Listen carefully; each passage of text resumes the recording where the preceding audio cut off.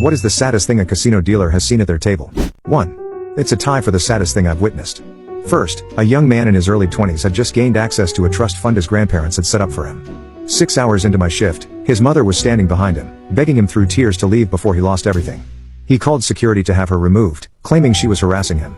Technically, he was correct, and security escorted his mother away. He lost his entire future and alienated his own mother in one night at the tables. The second was a woman in her 30s playing way above her means. She had no strategy and refused any advice I tried to give. She said, "You work for the house." She lost about $2,000 to $3,000, then went straight to the ATM.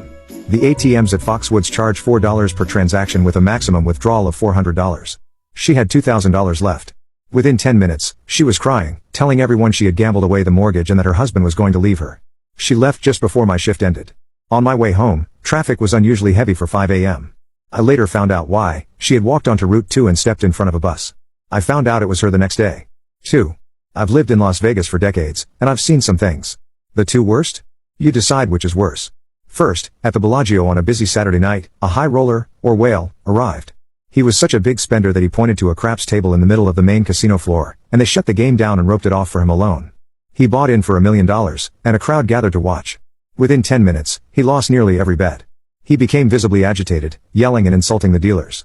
They brought him another $1 million in chips, and he lost half of it in just 5 minutes. He grabbed a handful of chips and threw them directly into the stickman's face, then spat on the dealer and the floor supervisor. He flung the remaining chips into the air. Despite the assault, the dealers maintained stoic professionalism, quietly picking up the scattered chips. They placed the chips back in front of him, and the game continued as if nothing had happened. It was a display of self-control I've rarely seen. All the money in the world can't buy decency. The second? It was Christmas at the MGM. I saw a pregnant woman sitting at a slot machine, drinking whiskey, smoking a cigarette, and breastfeeding an infant.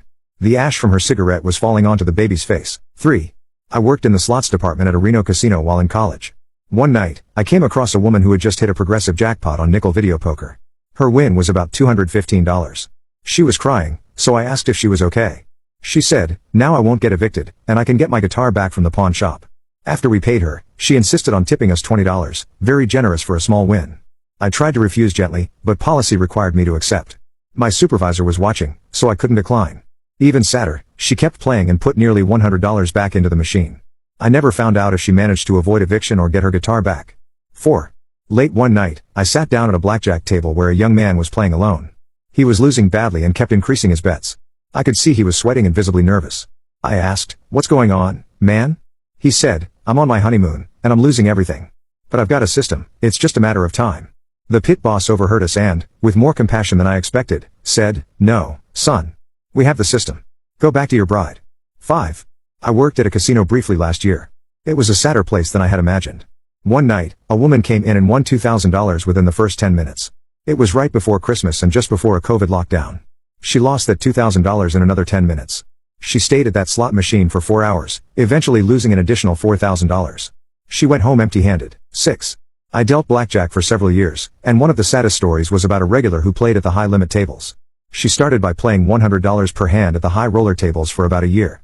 The following year, she was playing $25 per hand. Another year later, she was down to the $5 tables. Then, she stopped coming in altogether. When I asked about her, I learned she had gone through her entire estate over a few years. It was like watching sadness in slow motion. She could have done so much more with that money. I was dealing in Reno at the time. 7. I'm not a dealer, but I've lived in Las Vegas. One night, around 3 a.m., after partying with friends, I was walking back to my car. I passed an alley and noticed a pawn shop with a small drive-through style window, the light on, and a line of customers outside. I watched as a young woman, holding a baby and wearing shabby clothes, stood there. She was pawning the last of what she had left. It was a heartbreaking sight.